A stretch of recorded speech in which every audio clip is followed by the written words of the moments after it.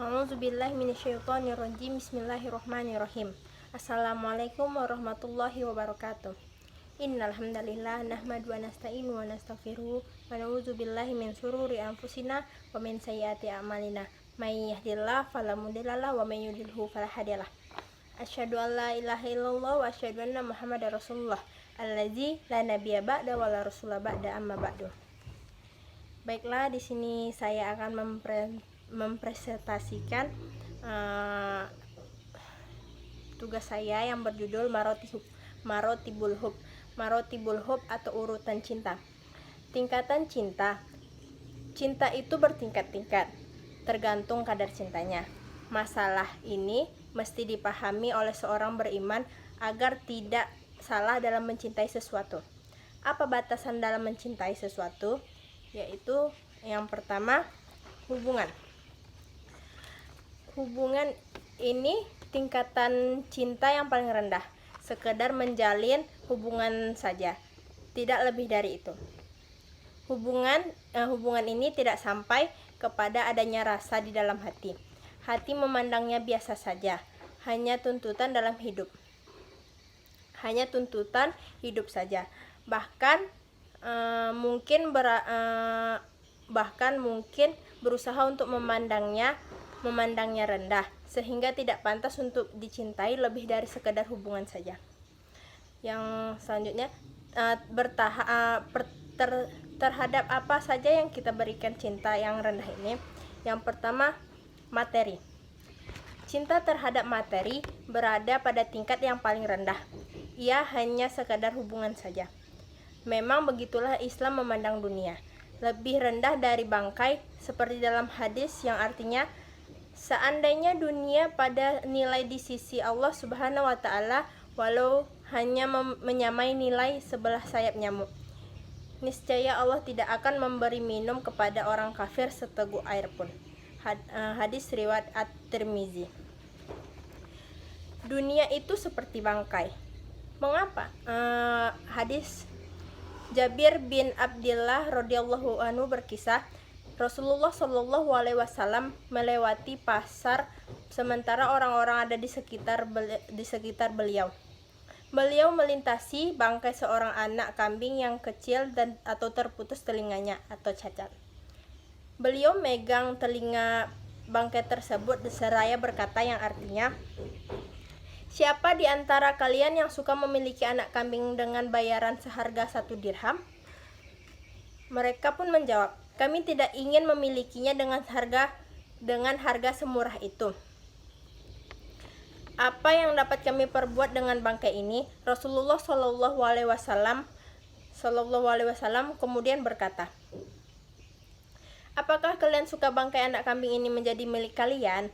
Demi Allah, seandainya pun anak kambing ini masih hidup, tetaplah ada cacat atau kecil, terputus telinganya. Apalagi ia telah menjadi seonggok bangkai, jawab mereka. Beliau pun bersabda setelahnya, demi Allah, sungguh dunia ini lebih rendah dan hina bagi Allah Subhanahu wa Ta'ala daripada hinanya bangkai ini bagi kalian. Hadis riwayat Muslim. Realitanya, betapa banyak manusia yang tertipu oleh dunia, sehingga menjadikan dunia sebagai ambisi yang tertinggi dan puncak ilmunya. Yang kedua ialah simpati. Simpati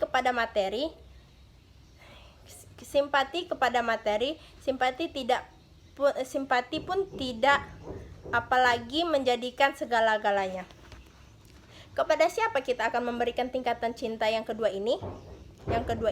Kepada sesama manusia, al-insan, apapun suku dan agamanya.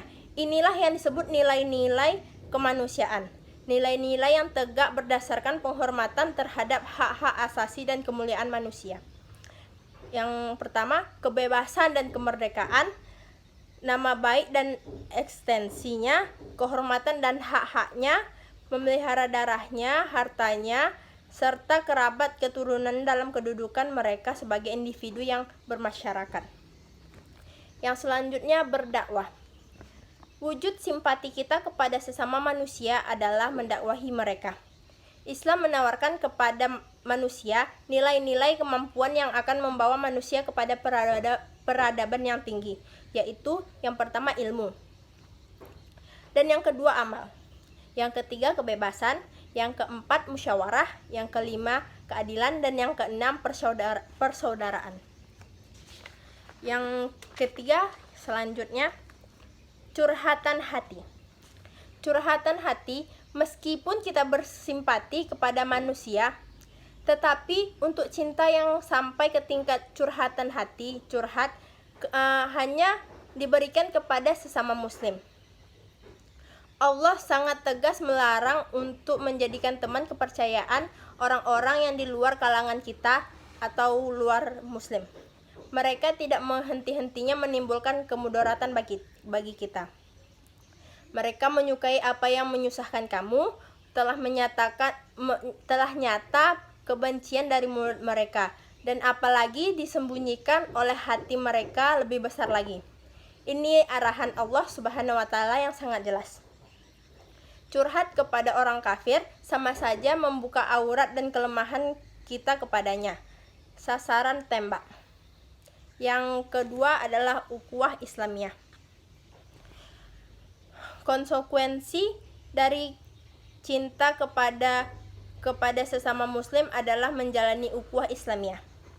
Rasulullah SAW telah menjelaskan 5 hak muslim. Hak muslim atas muslim lainnya ada 5. Menjawab salam, menjenguk orang sakit, mengantarkan jenazah, memenuhi undangan, dan mendoakan orang yang bersin. Hadis riwayat Bukhari Muslim. Dan hadis yang lain berkata, yang artinya seorang muslim adalah muslimin yang lain selamat dari lisan dan tangannya. Sedangkan mujahir adalah orang-orang yang hijrah dari apa yang dilarang Allah Subhanahu wa Ta'ala. Hadis riwayat Bukhari Muslim. Yang lainnya 3 macam tetangga. Ada 3 macam tetangga dengan hak masing-masing. Yang pertama, non-muslim, hanya mendapatkan hak tetangga. Yang kedua, muslim, mendapatkan hak tetangga dan hak muslim. Yang ketiga, muslim juga kerabat, mendapatkan hak tetangga dan hak muslim serta hak kerabat. Akan tetapi meskipun jauh, seperti kaum muslimin yang sedang berjalan dalam perjalanan menjajah di Palestina, kita tetap memperhatikan problem mereka. Hadis yang artinya, siapa yang tidak memperhatikan persoalan kaum muslim, maka bukan golongan mereka. Hadis riwayat Tabrin. Yang selanjutnya adalah rindu. Kasih sayang adalah rindu. Asyauq. Cinta yang sampai rindu kita berikan kepada orang-orang yang beriman saja, bukan kepada muslim secara umum. Di sini dibedakan antara muslim dan mukmin seperti pada surat ke-49 ayat 14. Yang muslim baru melaksanakan amal lahir, tapi imannya belum masuk kepada dalam dadanya. Yang mukmin yang imannya sudah masuk ke dalam dadanya. Kakeknya Waishi bin Harb duduk bersama Rasulullah SAW. Kemudian lewat seorang demi seorang di sisi Rasulullah SAW dengan tengah berduduk. Kakek Waishi berkata, "Wahai Rasulullah, aku mencintainya karena Allah. Ini uhibbullah." Beliau bersabda, "Apakah kamu sudah memberitahunya?" Dia menjawab, "Belum." Beliau bersabda, "Bangkit dan beritahulah kepadanya." Hadis riwayat Tabrin. Yang selanjutnya dalam rindu adalah kasih sayang dan cinta.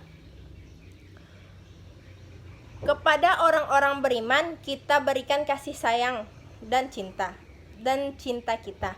Berkasih sayang sesama mereka. Dan lemah lembut kepada mereka. Hadis yang artinya perumpamaan mukmin dalam cinta dan kasih sayang serta simpati mereka seperti jasad.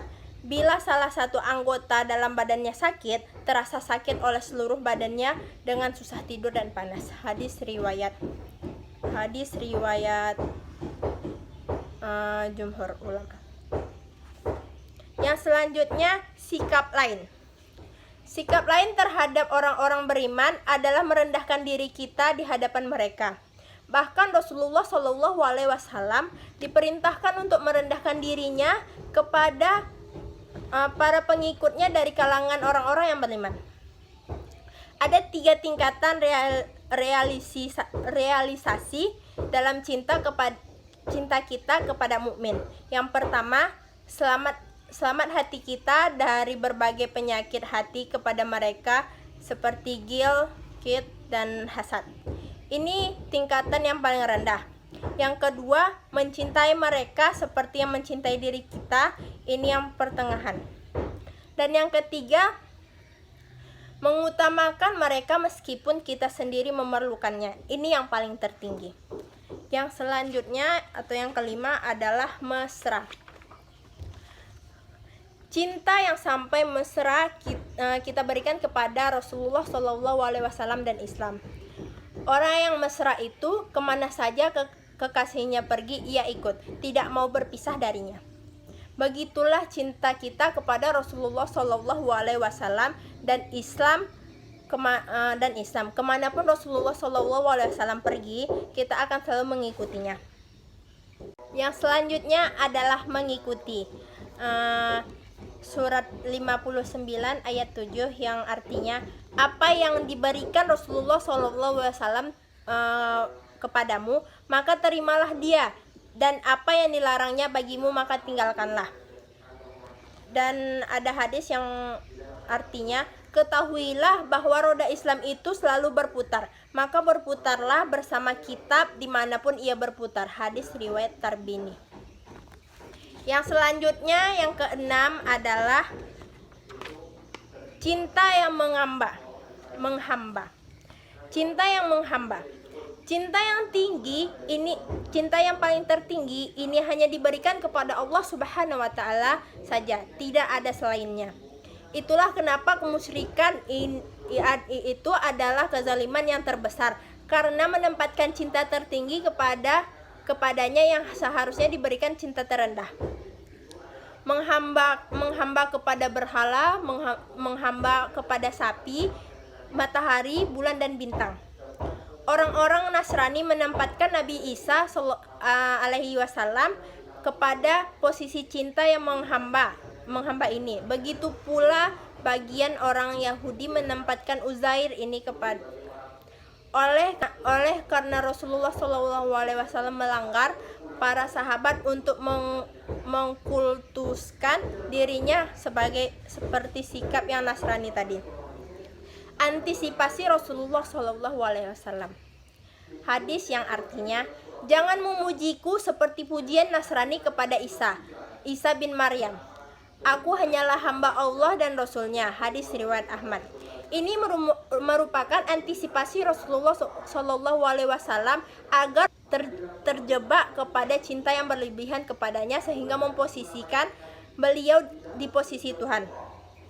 Di antara orang Syiah pun ada mencintai Ali secara berlebihan sehingga mensifati Ali sebagai Tuhannya. Yang selanjutnya adalah kesempatan makhluk. Kesempatan makhluk bergantung kepada realisasi ubudiyahnya. Semakin bertambah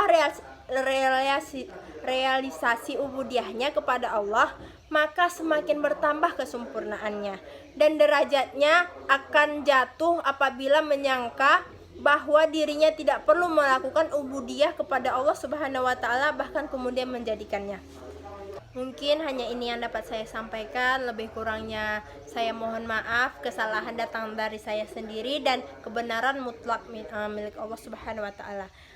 Akhirul kalam, assalamualaikum warahmatullahi wabarakatuh.